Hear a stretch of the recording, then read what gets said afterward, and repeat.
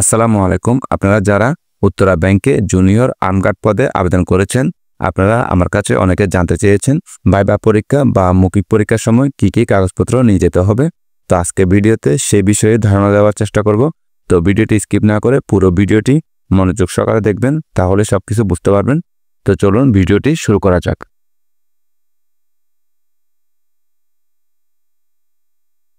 তো জুনিয়র আর্মগার্ড পদে ভাইবা পরীক্ষার সময় যে সকল কাগজপত্র নিয়ে যেতে হবে তার মধ্যে 1 নম্বর হচ্ছে ট্রেকিং নং ফর্ম। তো এই ফর্মটা হচ্ছে মূলত অনলাইন আবেদন ফর্ম। আবেদন করার সময় আপনাদেরকে যে ফর্মটা দেওয়া হয়েছিল সেটা নিয়ে যাবেন। এরপরে বলা হচ্ছে সদ্য তোলা পাসপোর্ট সাইজের 1 কপি রঙিন ছবি। 3 নম্বরে বলা হচ্ছে শিক্ষাগত যোগ্যতা সনদপত্রের এবং নম্বরপত্রের সত্যায়িত ফটোকপি, অর্থাৎ আপনার এসএসসি সার্টিফিকেটের ফটোকপি এবং মার্কশিটের ফটোকপি সত্যায়িত করে নিয়ে যাবেন।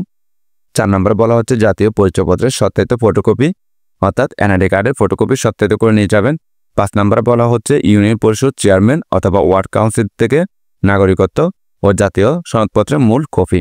তো যারা ইউনিয়ন পরিষদের আন্ডারে আছেন তারা ইউনিয়ন পরিষদ থেকে, যারা উপজেলা বা সিটি কর্পোরেশন আছেন তারা ওয়ার্ড কাউন্সিলর থেকে নাগরিকত্ব সনদটা মূল কপি নিয়ে যাবেন। 6 নম্বরে বলা হচ্ছে আনসার প্রশিক্ষণের এবং আগ্নেয়াস্ত্র চালনায় প্রশিক্ষণের সনদের সত্যায়িত ফটোকপি। 7 নম্বরে বলা হচ্ছে আনসার সদস্য হিসেবে চাকরির ডকুমেন্ট বা প্রত্যয়নপত্রের ফটোকপি।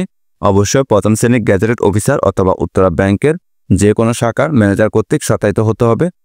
প্রত্যয়নপত্রটা আপনাদের জেলা কমান্ডেন্ট অফিস থেকে নিতে পারেন, অথবা আপনাদের যে সিসিগুলো রয়েছে সেই সিসিগুলো প্রথম এবং শেষ সিসিগুলো নিয়ে গেলে মোটামুটি হয়ে যাবে। 8 নম্বর বলা হচ্ছে 2 জন রেফারেন্সের নাম, ঠিকানা ও মোবাইল নম্বর।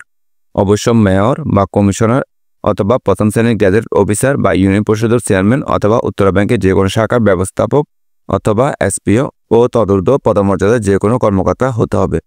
তো এই ছিল আজকে ভিডিও, আশা করি বুঝতে পারছেন। যদি কোনো কিছু জানার থাকে কমেন্টের মাধ্যমে জানাবেন। সকলকে ধন্যবাদ। আসসালামু আলাইকুম।